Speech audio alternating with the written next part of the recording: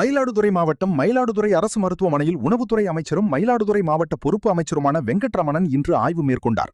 விபத்து மற்றும் அவசர சிகிச்சை பிரிவு பகுதியில் மாவட்ட ஆட்சியர் மற்றும் அதிகாரிகளுடன் ஆய்வு மேற்கொண்ட அவர் நேற்று இரவு நடைபெற்ற தீ விபத்தில் காயமடைந்த தீயணைப்பு வீரரை நேரில் சந்தித்து ஆறுதல் தெரிவித்தார்.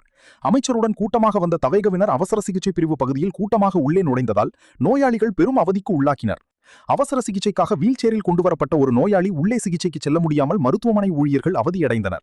இதேபோல் பாம்பு கடித்து உயிருக்கு போராடிய நபர் ஒருவரை 108 ஆம்புலன்ஸ் மூலம் கொண்டுவரப்பட்ட பொழுது கூட்டமாக நின்று கொண்டு ஆம்புலன்ஸில் வந்த நோயாளிக்கு வழிவிடாமல் கட்சியினர் சூழ்ந்து கொண்டதால் பரபரப்பு ஏற்பட்டது. மேலும் மருத்துவமனை படுக்கைகள் பற்றாக்குறை காரணமாக விஷமருந்திய இளைஞர் ஒருவருக்கு மாடிப்படியின் கீழே படுக்கை வைத்து சிகிச்சை அளிக்கப்பட்டது. அவருக்கு மருந்து பாட்டில் ஏற்றுவதற்கு உறவினர் ஒருவர் பாட்டிலை கையில் மேலே பிடித்தபடி சிகிச்சை பெறுவதற்கு உதவி செய்தார். இதற்கான உபகரணங்கள் கூட முறையாக இல்லை என்று மருத்துவமனை ஊழியர்கள் தெரிவித்துள்ளனர். மேலும் 3வது மாடியில் அமைச்சர் ஆய்வு மேற்கொண்ட பொழுது ஆண்கள் அறுவை சிகிச்சை பிரிவில் காலில் அறுவை சிகிச்சை செய்த நோயாளி ஒருவருக்கு 2 நாட்களாக கட்டை பிரித்து காலை சுத்தம் செய்து மீண்டும் புதிதாக கட்டுப்போடாமல் இருந்ததாக பாதிக்கப்பட்டவரின் மகன் மருத்துவமனை ஊழியர்களிடம் சட்டம் போட்டார். இதை பார்த்த அமைச்சர் நோயாளியின் உறவினரை சமாதானப்படுத்தினார்.